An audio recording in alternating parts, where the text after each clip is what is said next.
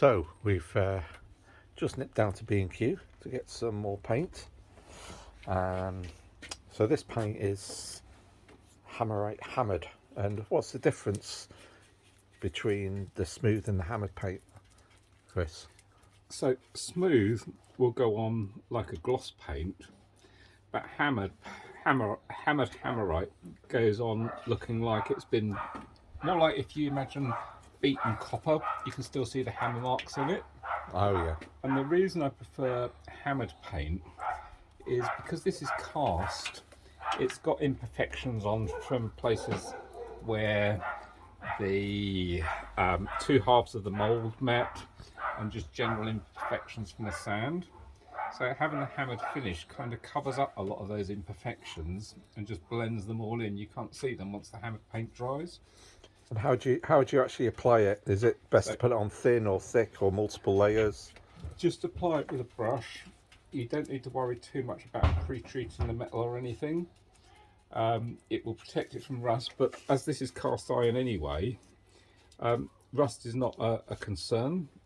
It's the right sort of metal for being outside without rusting, and you can see from the unpainted bits there's no real rust in it or anything. So just a good fairly thick coat, but you do want to catch any drips as you go along, because drips and runs will dry hard. Like a run like that, if you left it, will dry in a bubble like that. So as you go, you want to kind of catch any drips. Start at the top and work your way down, and you can catch the drips as you go. And it's just fairly liberally coat it. And if you have got rusty metal, this stuff is pretty good for killing the rust and sealing it all.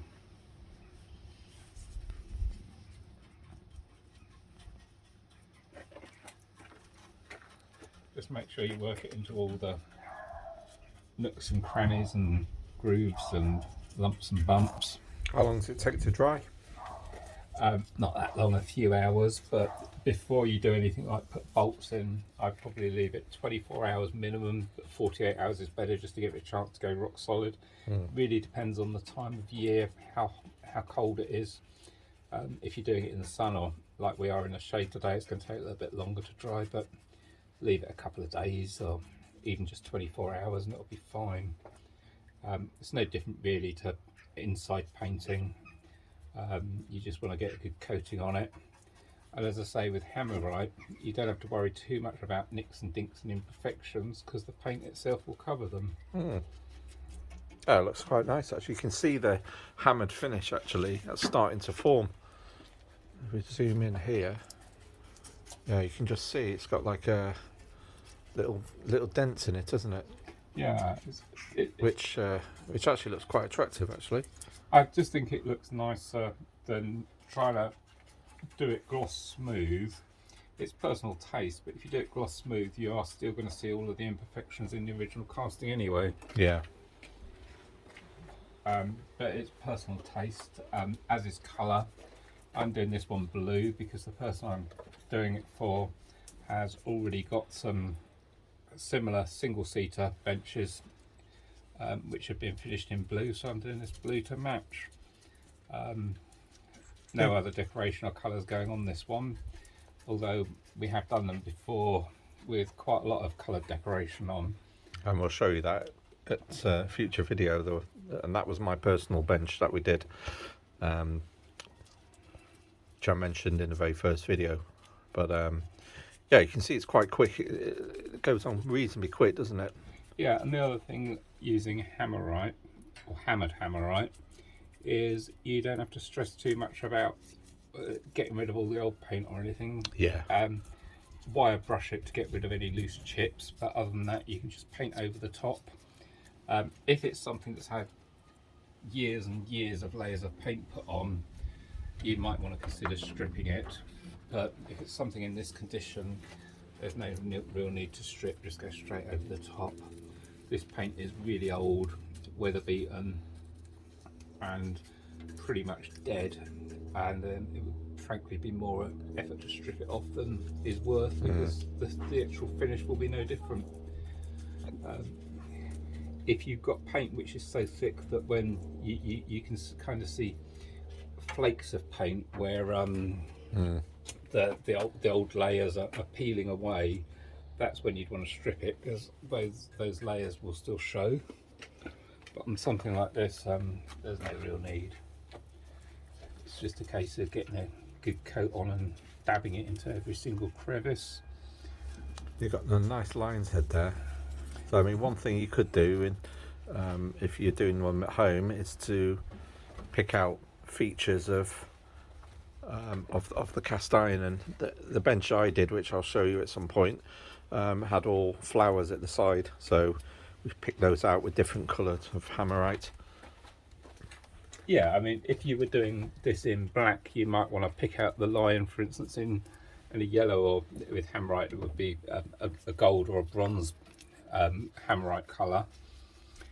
But as I say, the person that this bench is for, it's to match some other benches they've already got that we refurbed at an earlier date. So it is literally just to match up with what they've already got. And you'll see we've left some of the old wood on. That's really just to support the structure as we go. What we'll be doing is painting as much as we can, replacing the wood at this top end, and then we'll strip the rest of the wood off, and it'll just be a case of touching up along the inside, but the majority of the paint work will be done. It's really just because I'm feeling lazy and can't be bothered to strip the whole thing and have two ends and all of these thin bits on the bench. I'd rather keep it all in one piece. It just makes it easier to put back together, and no real difference to the end result. I'm not worried about getting paint on the wood that's already there, because that's old wood that's going to be coming off and be planed up for reuse anyway. Where's the best place to get wood then? Well, I would suggest that if you're looking for wood for a bench like this, that your best bet is actually to start on eBay, and you'll find a variety of different types, from oak. You probably won't get mahogany, but sapele is very mahogany light, which is what we're going to use on this bench. So eBay. So is it expensive on eBay? Yeah, it's quite heavy to ship. For a bench like this, you should be expecting to pay somewhere in the region of £130 for a 12 slat bench like this. If your bench has got fewer slats, it might be slightly more or slightly less. It's not cheap, but it's much more effective than using the old wood, because the old wood has been on this bench for so long that it's got very dried out.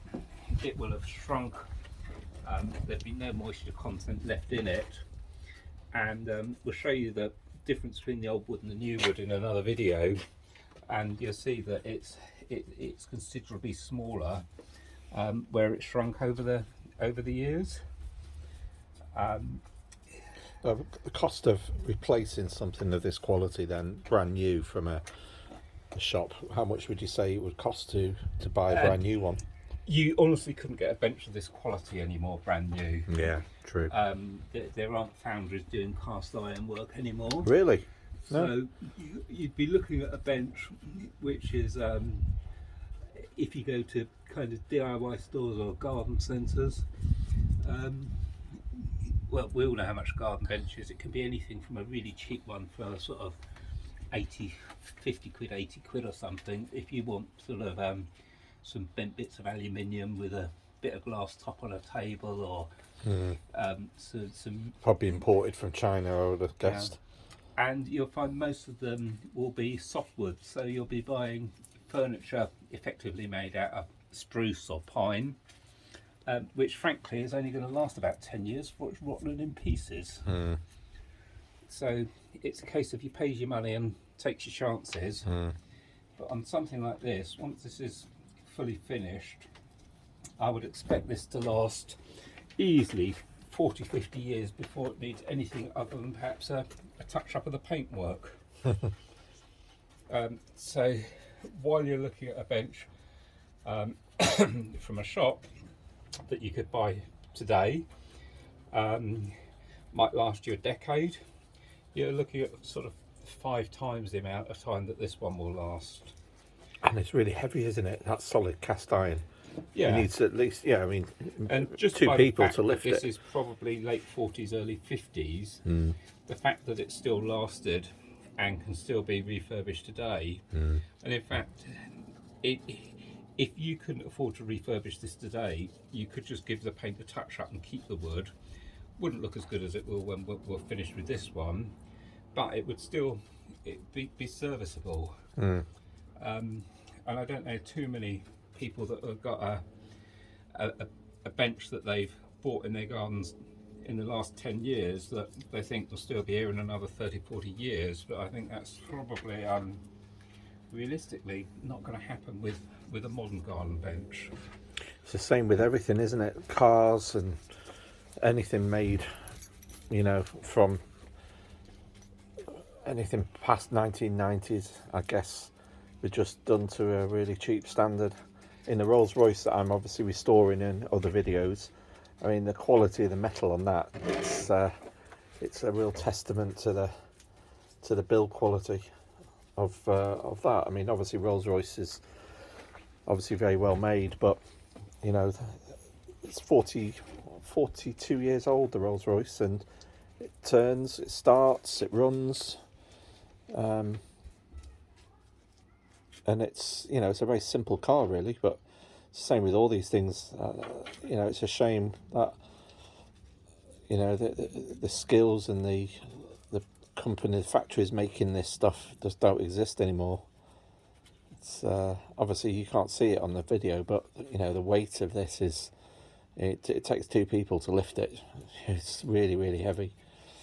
And I noticed as well that, you know, on eBay there's people selling cast iron ends, you know, for not a lot of money. So if you fancy doing your own project, you know, pick up some cast iron ends and Realistically, get some wood. The thing that puts people off selling the ends is the cost of shipping, but you'll often find them available for 25-30 quid. What, for the pair? With collection only. Yeah. So you just have to keep a lookout until there's some cast iron ends in your area that you can just pop in the car and go and pick them up. If they've still got any of the old woodwork attached, don't worry, just take a saw with you, cut the wood in half and fit it in the back of your boot, because you're probably not going to be reusing the wood on the bench anyway. But I would save the wood because, as you see in another video, we're going to reuse all the wood off this bench for a future project and show you just what can be done with wood which looks like it's pretty scrappy, but we're going to make use of that, and it's going to turn out absolutely beautiful. If you watch all of the videos, you'll be amazed with what we actually do with that wood. So don't throw the wood away, but cut it off, even if you have to cut it in half, or just cut down the edges where the bolts are so that you can take the ends off. You just saw down there and get rid of the bit with the bolts on. Yeah. You can pop the ends in the boot of your car and off you go with it. Yeah. But that wood's actually really good quality wood that you will be able to use on other projects, and we'll give you some ideas of what they can be used for on another video. So what I'm doing now is just going back over everything I've done, and just anywhere there's a drip, just giving it a quick light brush, because I don't want those drips setting in the paint. So just anywhere that there's a overhang. And you can see now, especially on this bit, there's some really rough bits around the edge there, but the hammered paint will just kind of blend those in. These aren't paint drips, these are defaults in the original casting. Yeah. But don't worry about that. It's part of the character of the piece, and Already it looks good, Chris. You know, Yeah. it looks really good. So that's most of one end painted. If Just you a have a bit look, there, mate. Just a little bit there. cheers. If you have a look around this side, you'll see that we've painted pretty much most of it, but we're going to wait to do this final piece until we've got this wood off. We'll replace the wood down the back of the bench, we'll take this wood off, and then we can just touch up inside. Yeah. So again, because it's hammered paint, doesn't really matter if you go over a bit that's already there. We'll just blend that in. And there's a couple of little drippy bits there that I'm just going to brush over. That looks really good. Actually, the blue is really nice. Yeah, it's a lovely colour. It's like a metallic, isn't it, with the hammered? Makes it look a bit like metallic-y. It's really nice actually. And as I say, it covers up a host of faults and bangs and dicks and notches. And if I'm perfectly honest, I caught a little bit here with the angle grinder when I was taking the bolts out, but the hammered paint just blends it all in and covers it up. So you'll never see any of that. Oh yeah, I didn't even notice that. No, you wouldn't. There's one there, there's one there, there's one there. But don't worry about that, because first of all, it's the back of the bench, and no one's ever going to look at the back of the bench. And secondly, the hammered paint just covers it up. If you want to spend hour after hour after hour trying to get those bolts out with hand tools, feel free. But I'm afraid I'm just too old and lazy to do it that way. I find an angle grinder is much quicker, and the result is just as satisfactory. So what I'm going to do now, just these bits of metal that come down from the bench, I'm going to just do as much of them as I can. And again, we'll touch up the last bit of that when the wood at the top comes off in the next stage. But again, that's underneath the bench, you're not really going to see it. Now, quick tip, I'm working my way along the bench. You might think I'm tempted to do that bit now, but I'm not, because while I've been painting this end, I've been rubbing up against it. So what I'm going to do is paint the other end and then do this bit last, and then if I'm rubbing up against it, I'm not rubbing into fresh paint. So it's just think a little bit logically of the... It's quite hard to get off Hammerite, isn't it, if you get it on your clothes? And... It'll come off with white spirits off your skin, off the brushes. Yeah. But you don't really want to be getting it on your clothes. No. So I'm hoping I've got most of that, but it's kind of a bit hard to see some of the bits in the corners. But once we got the rest of the wood off, yeah, we'll have a good look round the front, and we'll touch up any bits that need a touch up.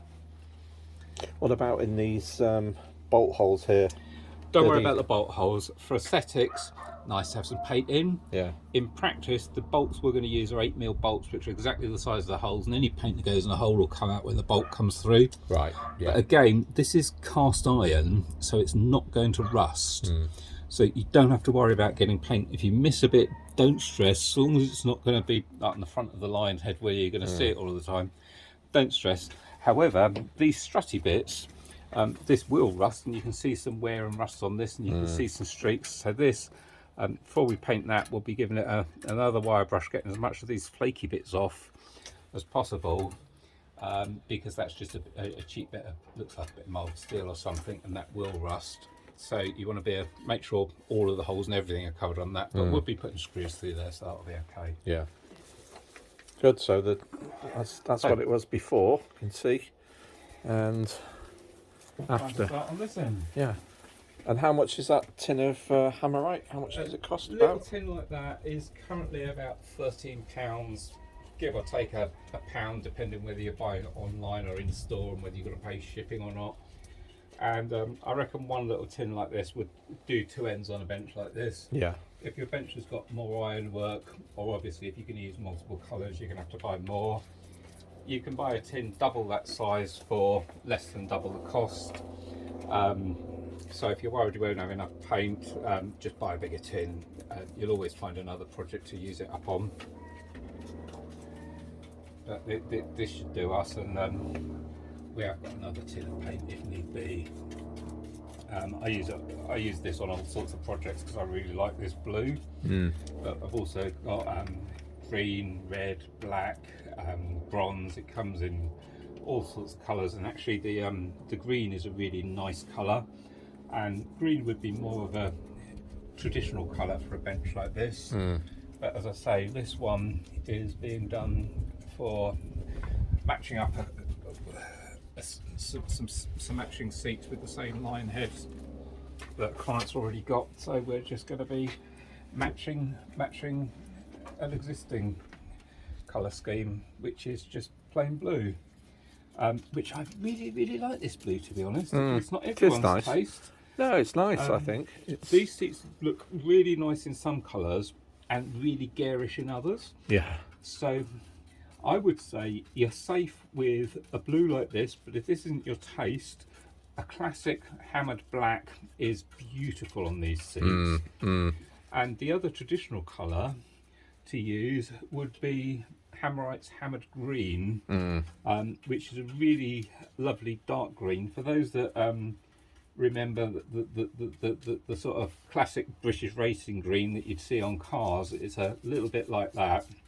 but with a hammered finish, and that green comes out really nicely as well. Colours I would avoid like the plague are, you can get silver, you can get red. Those colours tend to look really garish and really stand out in the garden. So there's nothing wrong with using those colours, but you've got to be a little bit brave and decide that really is what you want. And you can always repaint it if you decide you don't like it, but from my perspective, repainting a seat like this when you're not worried whether you get paint on the woodwork or anywhere is a lot easier to do than painting once you've got fresh wood on, because then any drips or paintbrushes on the wood are frankly a bit of a disaster. And you literally can't get in between everything. So pick a colour that you're going to be happy with. We're using green, which isn't everyone's blue, which isn't everyone's favourite colour. But as I say, a classic black or a classic green will look really, really beautiful. And actually, from a personal perspective, I absolutely adore this hammered blue finish. So I'm quite happy to be painting this one in blue. It's just one of those colours, I think, that as it sets and It's really classy. Yeah, it's lovely. It stands out. And as you can see from the paint that was originally on this would originally have been a more muted green colour, which was very much the fashion in the sort of 50s. Not so fashionable today. So as I say, the hammered green, which is more like a British racing green, is a really nice alternative. If you want to do a restoration that looks like an original, then you'd be looking for a matte paint, not hammered, which is more of this classic green. I guess technologies of paint have moved on a lot as well over the years. You know, they probably didn't have this type of hammered paint anyway. Oh, nice big drip there. Yeah, as I say, I always go back and spend a little bit of time wiping off the drips afterwards. So don't worry if they come. You're kind of going to expect it, but get rid of the drips before you finish up and go and wash your brushes, because drips or runs will spoil the finish in the end. But Good. well, we won't keep you, because otherwise you'll be literally watching hour after hour of paint drying. But you get the idea of it. It's a really simple job just to do this. Yeah, and it's probably taken, well, let's have a look, about 20 minutes to do both at the moment, so it doesn't take long. If you're organised, you know, you could probably do it in a day. Another 5 minutes to have this done. I wouldn't say a day, because you do want to, before you do any more, you do want to leave this paint to dry off, and not just dry so it's dry to the feel, but you want to leave it to harden and properly bake in, and that way, if you do dink it a little bit, you won't get an immediate scratch in it. It'll go off as a hard finish. Good.